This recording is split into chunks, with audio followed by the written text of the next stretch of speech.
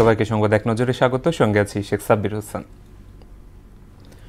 গোপালগঞ্জে কারফিউ সময়সীমা নতুন করে বাড়ানো হয়েছে। নতুন ঘোষণা অনুযায়ী সন্ধ্যা ৬টা থেকে আগামীকাল শুক্রবার দুপুর ১২টা পর্যন্ত কারফিউ বহাল থাকবে। এরপর ২ ঘন্টা শিথিল থাকবে। পরে শুক্রবার দুপুর ২টা থেকে সন্ধ্যা ৬টা পর্যন্ত ফের কারফিউ বলবৎ করা হবে। গতকাল ব্যাপক সহিংসতার পর সন্ধ্যায় কারফিউ জারি করে জেলা প্রশাসন। গোপালগঞ্জে সহিংসতার ঘটনায় গোয়েন্দা ব্যর্থতার কথা স্বীকার করলেন স্বরাষ্ট্র উপদেষ্টা জাহাঙ্গীর আলম চৌধুরী। সচিবালয়ে সাংবাদিকদের প্রশ্নের জবাবে তিনি বলেন, পরিস্থিতি এতটা ভয়াবহ হবে সেই ধারণা ছিল না। এদিকে ঘটনা তদন্তে ৩ সদস্যের কমিটি গঠন করা হয়েছে বলে জানিয়েছেন প্রধান উপদেষ্টার প্রেস সচিব। নির্বাচন নিয়ে গভীর ষড়যন্ত্র হচ্ছে উল্লেখ করে জরুরি সংস্কার শেষ করে দ্রুত নির্বাচন আয়োজনের দাবি জানিয়েছেন বিএনপি সিনিয়র যুগ্ম মহাসচিব রুহুল কবির রিজভী।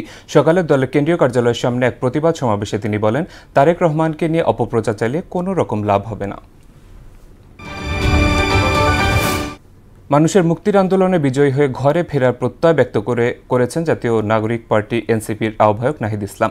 ফরিদপুরে আয়োজিত পথসভায় ৬৪ জেলায় পদযাত্রা শেষ করে ঘরে ফেরার অঙ্গীকারও করেন তিনি। এ সময় গোপালগঞ্জবাসীকে মুজিববাদ মুক্ত করার ঘোষণা দেন এনসিপির এই আহ্বায়ক।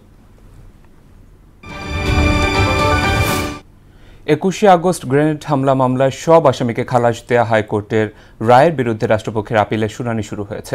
প্রধান বিচারপতি সৈয়দ রেফাত আহমেদের নেতৃত্বাধীন ৬ সদস্যের বেঞ্চ আগামী ২৪ জুলাই পরবর্তী শুনানির জন্য তারিখ নির্ধারণ করেছেন। প্রথম দিনে জবানবন্দি দিয়েছেন আসামি মুফতি হান্নান। পাকিস্তানের পাঞ্জাব প্রদেশের বিভিন্ন জেলায় ভারী বর্ষণের ফলে সৃষ্ট আকস্মিক বন্যায় গত ২৪ ঘণ্টায় কমপক্ষে ৩৩ জন নিহত হয়েছেন। আহত হয়েছেন ১৭০ জনেরও বেশি। রাওয়ালপিন্ডি সহ প্রদেশ জুড়ে জরুরি অবস্থা জারি করেছেন মুখ্যমন্ত্রী মরিয়ম নওয়াজ শরীফ। দুর্গত এলাকায় চলছে উদ্ধার অভিযান। এই ছিল সংবাদ এক নজরে। সবশেষ খবর সবার আগে জানতে মোহনার সাথেই থাকুন। এতক্ষণ সঙ্গে থাকার জন্য ধন্যবাদ সবাইকে।